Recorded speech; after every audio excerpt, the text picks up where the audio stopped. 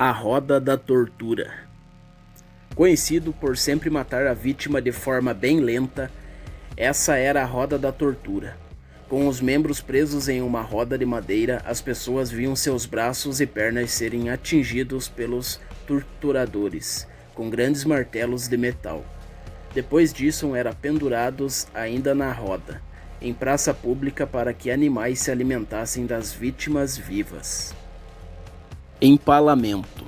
Uma das mais conhecidas técnicas de tortura é a do empalamento. Durante a Idade Média, inimigos tinham seus corpos atravessados por enormes estacas. Normalmente o processo começava pelo ânus e seguia até a boca. E o mais assustador, a vítima poderia levar até 3 dias para morrer.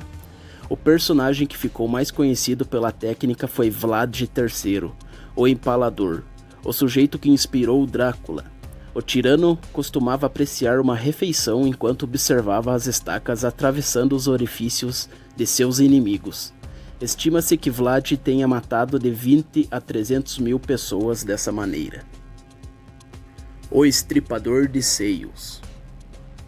Esse terrível aparato costumava ser utilizado para punir mulheres acusadas de realizar bruxaria, aborto ou adultério. As garras, aquecidas por brasas ou em temperatura comum, do aparelho eram usadas para arrancar os seios dessas mulheres. O artefato também ganhou uma variante chamada de The Spider, exatamente como o outro instrumento, mas com as garras acopladas a uma parede. Isso fazia com que o torturador pudesse puxar as mulheres até que o estripador ficasse com os seios pendurados.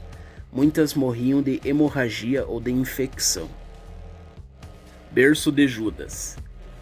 Chamado de berço ou cadeira de Judas, essa técnica pode ser considerada uma prima distante da empalação. Com um pouco mais de sadismo, as vítimas eram obrigadas a sentar em pirâmides de madeiras lentamente até a morte. Presas por cordas, elas tinham seus orifícios anais ou vaginais esticados pelo tronco pontudo de madeira durante dias. A intenção do efeito era empalar lentamente. Para isso, algumas delas recebiam pesos nas pernas a fim de aumentar a dor e a velocidade. E fora a humilhação, o berço de Judas dificilmente era higienizado, assim podendo gerar infecções dolorosíssimas. O caixão da tortura. Usado como sentença para crimes como blasfêmia ou roubo, o caixão da tortura funcionava assim. As pessoas julgadas eram obrigadas a ficar dentro da cela móvel durante dias até a morte. Extremamente apertadas, as gaiolas eram penduradas em praça pública para que sofressem exposição ao sol e também para que animais pudessem se alimentar do ser humano enquanto vivo. Pera da angústia. Esse brutal equipamento era utilizado para iniciar a punição de mulheres, mentirosos e homossexuais. O aparelho em formato de pera era inserido nas vaginas femininas, no ânus dos homossexuais e na boca dos blasfemadores. Para que as 4 folhas de metal se abrissem, bastava a vítima entortar um parafuso. A pera era capaz de arrancar a pele com sua expansão e mutilar os orifícios das pessoas que a recebiam. O método era conhecido por apenas abrir a sequência de torturas. Serra para cortar ao meio.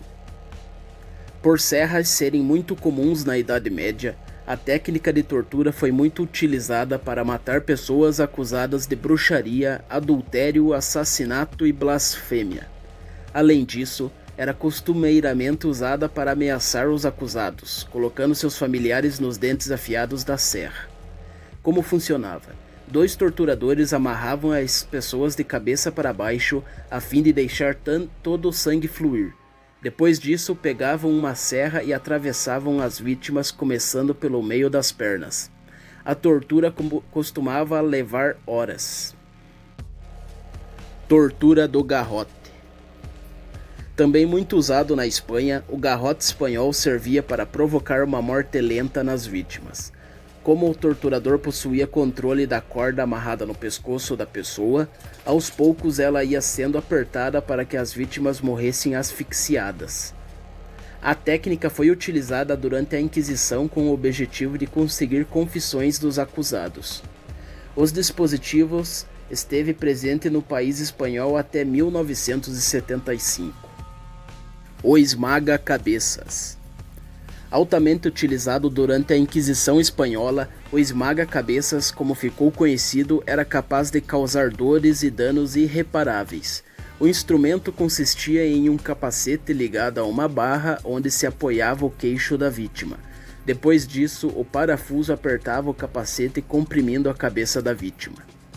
Com isso, os torturadores conseguiam destruir as arcadas dentárias e as mandíbulas. Em caso a tortura não parasse, os globos oculares saltavam dos olhos e o cérebro saía despedaçado pelo crânio. O balcão da tortura. Consistindo em uma mesa de madeira com cordas fixadas nas áreas superiores e inferiores, o balcão da tortura chegou a ser considerado o mais doloroso método de toda a cultura medieval. As cordas se prendiam aos pés e às mãos das vítimas, em uma ponta e a roldanas em outra. Ao torturador, bastava girar as maçanetas para que os membros dos torturados se esticassem em pura agonia. Muitas vezes os membros chegavam a ser arrancados pelo dispositivo. No final da Idade Média, a mesa ganhou uma variante, com espinhos de ferro que penetravam nas costas das vítimas. Tudo isso para que confessassem seus crimes.